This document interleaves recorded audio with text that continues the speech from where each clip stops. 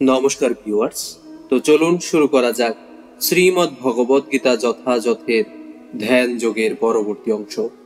আজকে শ্লোক 42। অথবা যোগী নামেবা কুলে ভবতি ধীমতাম এতদ্ধি দুর্লভতরং লোকে জন্ম যদিদৃশম। অথবা দীর্ঘ সাধনার পর যোগভ্রষ্ট পুরুষ জ্ঞানবান যোগীগণের বংশে জন্মগ্রহণ করেন। এই প্রকার জন্ম এই জগতে অবশ্যই অত্যন্ত দুর্লভ।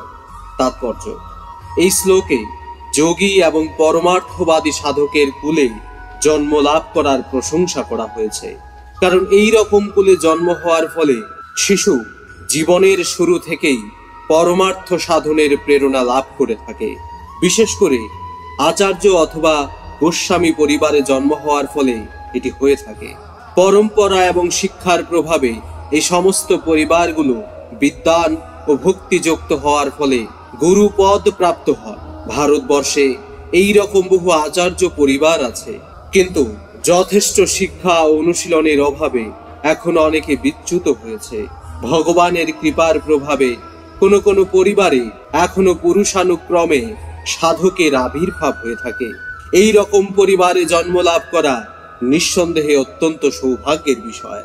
সৌভাগ্যক্রমে ভগবানের কৃপার প্রভাবে আমাদের আচার্যদের বিষ্ণুপাদ শ্রী শ্রীমদ্ ভক্তি সিদ্ধান্ত সরস্বতী গোস্বামী মহারাজ ও আমি স্বয়ং এই রকম পরিবারে জন্মগ্রহণ করার সুযোগ পেয়েছি এবং জীবনের শুরু থেকেই আমরা ভগবত ভক্তি অনুশীলন করার সৌভাগ্য অর্জন করেছি। দৈবের বিধানে পরবর্তীকালে আমরা পরস্পরের সঙ্গে মিলিতও হয়েছিলাম।